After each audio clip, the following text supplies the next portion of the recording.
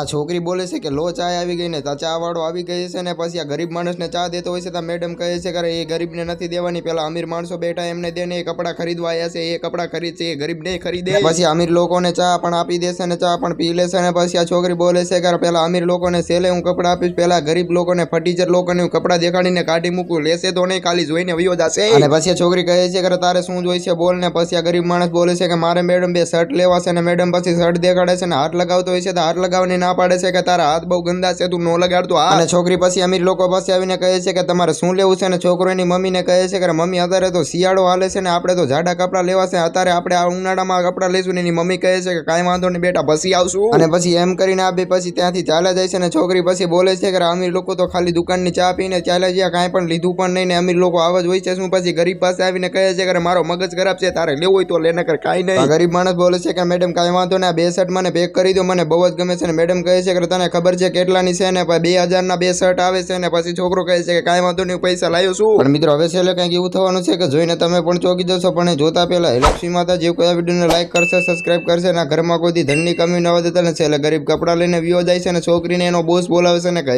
છે કે અમીર માણાની તો બહુ ખાતરદારી કરી પણ ગરીબે તો અહીંથી કપડાં લીધા ને અમીર માણસે અહીંથી કપડાં ન લીધા, એટલે હવે કોઈથી કોઈના હુલિયા જોઈને કોઈની શકલ જોઈને કોઈની ઓકાત ન માપતી ને કપડાં બધાને સરખા જ દેવાના.